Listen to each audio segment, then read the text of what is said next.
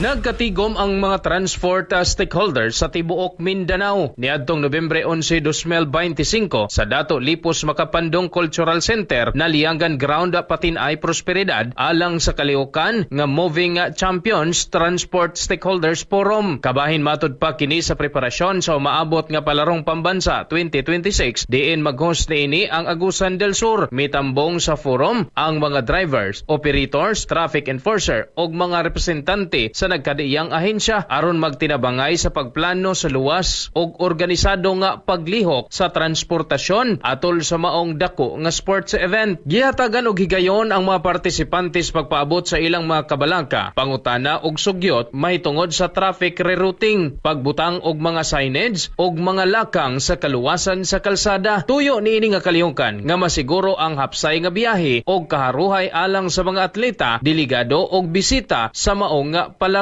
Nahitabo usab ang forum aron palig-unon ang kooperasyon tali sa Provincial Government of Agusan del Sur ug sektor sa transportasyon. Gipasiugda niini ang importansya sa panaghiusa ug pagbinayloay ug responsibilidad aron makab-ot ang malampuson ug maayong pagdumala sa palarong nga pambansa 2026.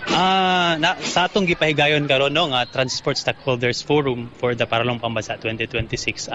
Makaingon ko nga malampuson ang atong gibuhat nga activity tungod kay positive ang response sa atong mga partisipante, labi na atong mga transport groups within sa local nga mga panggamahanan or within sa locality sa Agusan del Sur, particularly sa Prosperidad, San Francisco ug katong mga areas nga mga billeting quarters, playing venues ug katupod sa ato ang mga transport groups nga operating within Caraga and outside the region sa Caraga.